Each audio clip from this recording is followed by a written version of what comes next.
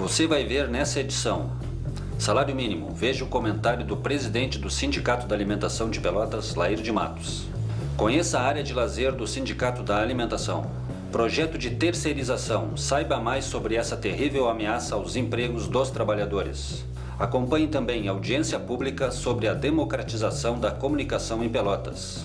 No quadro cultural, acompanhe um documentário sobre a relação entre a propaganda e as crianças. Essas informações você confere no programa Nossa Luta de hoje.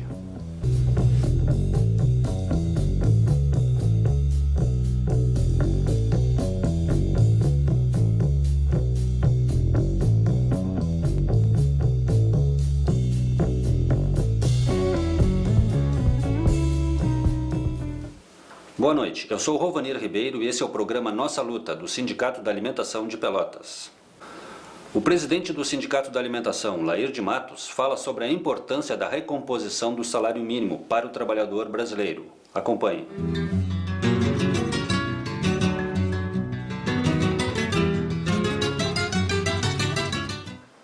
A partir desse mês, o salário mínimo sobe para R$ 724. Esse valor é resultado do reajuste de 6,78%, que por sua vez é resultado da soma de dois índices. Do índice de 5,54%, que foi a inflação do ano anterior, a inflação de 2013, mais 1,03%, que foi o crescimento do Produto Interno Bruto em 2012. Esse aumento nesse índice e nesse mês é resultado da Política Nacional de Valorização do Salário Mínimo, que deve durar pelo menos até o ano de 2023. As centrais sindicais em 2004 realizaram 3 marchas conjuntas a Brasília pela campanha pela valorização do salário mínimo. E em negociação com o governo federal, então, que se estabeleceu esse formato para a valorização do salário mínimo até o ano de 2023. Então, todos os anos, o salário mínimo irá aumentar no mesmo índice da inflação do ano anterior, mais o índice de crescimento do Produto Interno Bruto do ano retrasado, no caso, contando 2 anos para trás. No ano anterior, a inflação do ano anterior, e do ano anterior ao anterior, então, o Produto Interno Bruto, o índice de crescimento do Produto Interno Bruto. A soma desses dois índices é que irá reajustar o salário mínimo, como aconteceu agora em janeiro, de 5,54% de inflação, mais 1,03% de crescimento do Produto Interno Bruto de 2012. Essa política de valorização para o salário mínimo foi responsável pelo crescimento do salário mínimo de 2002 para cá, o crescimento real de 72,35%. Em 2002 ainda não tinha havido a campanha, mas já havia um movimento do governo federal de iniciar um processo de recuperação do salário mínimo. Então, se nós somarmos todos os índices de ganho real acumulado pelo salário mínimo a partir de 2002 até agora, deu 72,35%. Com isso, nós chegamos nesse ano de 2014, janeiro de 2014, com a capacidade de compra do salário mínimo de 2,23 cestas básicas. 2 cestas básicas e 1/4, podemos dizer, que é a maior capacidade de compra do salário mínimo em relação à cesta básica desde 1979. Então, a campanha pela valorização do salário mínimo, ela está tendo resultados. Efetivamente, o salário mínimo, em relação à cesta básica, ele vem crescendo. Em relação à quantidade de dólares que representa o salário mínimo, vem crescendo o salário mínimo, mas ainda está muito aquém daquele salário mínimo que é preconizado pelo DIEESE. O DIEESE constitucional calculado, o salário mínimo constitucional calculado pelo DIEESE é de aproximadamente R$ 2.600. Isso significa, então, que nós teremos que prorrogar por mais algum tempo, sem dúvida nenhuma, essa política de valorização do salário mínimo, que tem uma data para terminar, 2023. Até lá, nós temos a política de valorização do salário mínimo. Sem dúvida, ela vai ter que ser prorrogada para que nós venhamos, então, mais adiante atingir o salário mínimo constitucional, pelo menos isso, o salário mínimo constitucional, que o DIEESE calcula em R$ 2.600, esse valor de salário que deve contemplar as necessidades básicas de uma família de 4 pessoas, de alimentação, de vestuário, transporte, aluguel, divertimento, lazer, enfim, todas aquelas necessidades do mundo moderno, mínimas, que estão já estabelecidas na nossa Constituição desde 1988 e que ainda falta bastante para alcançar. Então é positiva a campanha, a Política Nacional de Valorização do Salário Mínimo é uma campanha positiva, mas ainda nós teremos que avançar muitos anos à frente para que atinjamos finalmente o salário mínimo do Diese, que, como eu disse antes, seria hoje de aproximadamente R$ 2.600.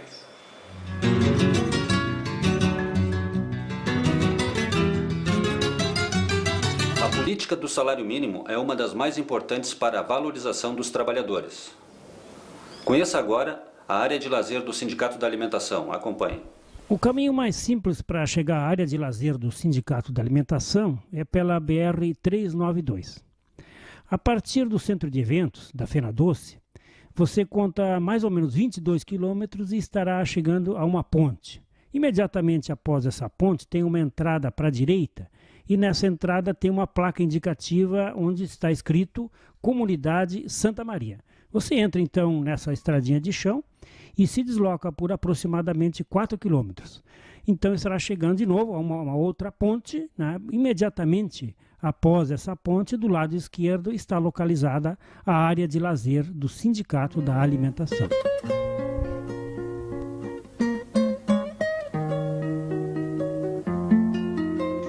Nós estamos na confluência dos arroios Pelotinha e Pelotas. Pelotas, que esse arroio é patrimônio do estado do Rio Grande do Sul, por lei. Na margem direita desses dois arroios está localizada a área de lazer do Sindicato da Alimentação. E nesse a partir do dia 8 de dezembro, a área de lazer, a temporada da nossa área de lazer começa. Então fica liberado o acesso a partir de então dos associados que quiserem usufruir dos benefícios da natureza aqui, desse arroio que estamos vendo, e enfim, da natureza que tem exuberante aqui à nossa volta. O sindicato possui essa área de lazer desde o ano de 1998. No entanto, de janeiro de 2009 para cá, a área de lazer não foi colocada à disposição das pessoas para o acesso, por conta da grande enchente que tivemos no final de janeiro daquele ano, que devastou as margens desse arroio. Então nós precisamos dar um tempo para a natureza se recuperar. Imediatamente após aquela tragédia ambiental, nós procuramos um técnico da Embrapa, que é especialista em conservação e recuperação de mata ciliar, e buscamos com ele algumas orientações de qual seria a melhor maneira de recuperar as margens dos dois arroios que foram atingidos pela grande enchente. Para se ter uma ideia, nessa margem à direita aqui, sobrou 1 ou 2 árvores de pé. Todas as demais foram derrubadas ou arrancadas, né? Então ficou completamente devastado e impossível, portanto, de se permitir o acesso das pessoas, porque não haveria então a recuperação da margem do arroio pela vegetação, pelas árvores. Imediatamente então nós conseguimos, junto ao Horto Municipal, né, algumas centenas de árvores nativas e outras que conseguimos, mudas de árvores nativas, e mais algumas que conseguimos, totalizando mais de 500 mudas de árvores que nós plantamos nas margens do arroio para acelerar a recuperação. E no mais, deixamos a natureza se recuperar, né? Botamos um alambrado na beira do arroio para os animais, o gado, não ter acesso, né? Para que pudesse a natureza se recuperar, né? A natureza certamente é mais sábia que nós e sabe melhor, né, como recuperar e voltar a ser semelhante ao que era antes da grande enchente. Então, nós vemos uma recuperação rápida que está acontecendo aqui da vegetação na margem do arroio, e nesse ano nós então estaremos abrindo, né, permitindo o acesso das pessoas para virem aqui para a nossa área de lazer. Então, para aqueles que vieram antes desses acontecimentos, que frequentavam a nossa área de lazer, vão observar algumas modificações. Não é mais o que era, infelizmente, porque não temos mais as grandes árvores na beira do arroio, onde o pessoal ficava, né, junto com a sua família ali, né, junto à churrasqueira, preparando o seu almoço. Agora nós tivemos que concentrar tudo num espaço só, as churrasqueiras, e não há mais as árvores onde o pessoal possa ficar à sombra, pelo menos onde ficavam antes, né? Agora, aqui nesse local onde nós estamos, existem sombras, é preciso vir para dentro do leito do arroio para então procurar uma sombra onde passar o dia. Assim que vai ser o próximo veraneio para os associados do Sindicato da Alimentação que vierem frequentar a nossa área de lazer. Sempre está aberto, tem um diretor do sindicato de plantão aqui aos sábados e domingos, mas quem quiser vir para cá durante a semana, acampar, também não tem problema. Faça contato conosco lá no sindicato, que será viabilizado o acesso aqui para quem desejar acampar durante a semana também, de repente até passar as férias ou um pedaço das férias aqui na área de lazer do Sindicato da Alimentação. Aqui a mais ou menos 50 metros da margem do arroio nós construímos 20 churrasqueiras e um espaço que atende mais ou menos umas 50 pessoas para fazerem aqui as refeições. Além dessas churrasqueiras aqui, embaixo das árvores, dos pinos que tem de grande porte, já que no interior da área também foi construída uma churrasqueira. E mais ao fundo construímos os banheiros com chuveiros e vaso sanitário. A la vida que me ha dado tanto, me dio el corazón que agita su marco cuando miro el fruto del cerebro humano, cuando miro el bueno tan lejos del mal, cuando miro el fondo de tus ojos claros.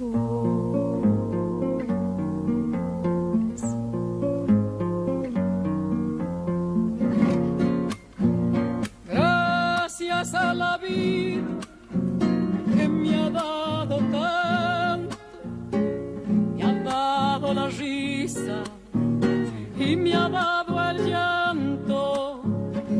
Así yo distingo dicha de quebranto, los dos materiales que forman mi canto y el canto de ustedes, que es el mismo canto, y el canto de todos, que es mi propio canto.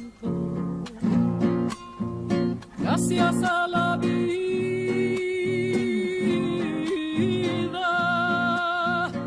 gracias a la vida, gracias a la vida,